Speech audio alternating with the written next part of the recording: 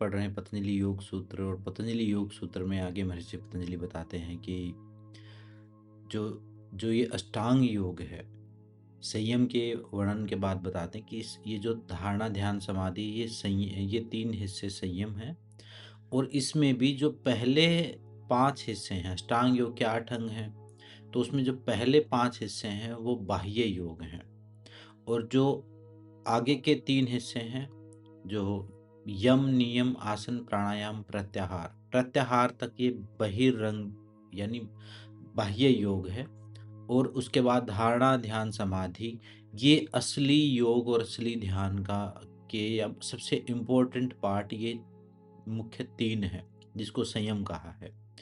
और ये तीनों का अभ्यास करने से पहले वो जो पूर्व अंग हैं, जो 5 अंग हैं, जो यम नियम आसन प्राणायाम प्रत्याहार तक, इन सब का अभ्यास कर लेना जरूरी है। मतलब इनको डिवाइड कर दिया 2 हिस्सों में।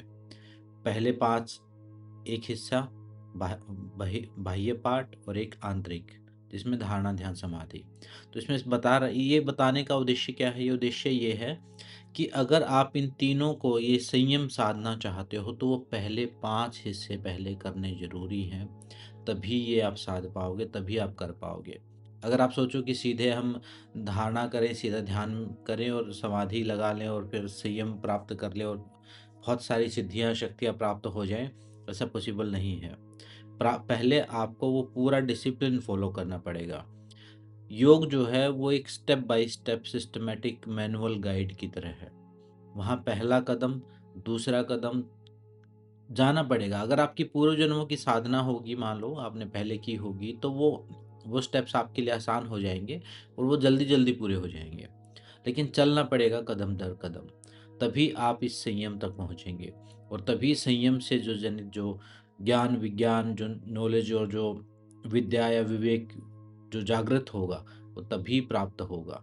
अब कई बार हम कोई चीज़ पढ़ तो लेते हैं, कोई शास्त्र में पढ़ लिया, कोई कोई एक एक सूत्र पढ़ लिया, कोई एक व्याख्या पढ़ ली, कोई एक एक्सरसाइज पढ़ ली, उसको करके हम सोचते हैं कि उससे जो परिणाम प्राप्त हो जाएगा। लेकिन उसके पीछे एक पूरा सिस्टम होता है, तब वो चीज़ करो तो वो इफेक्ट क्रिएट होता है। वो एक हिस्सा है।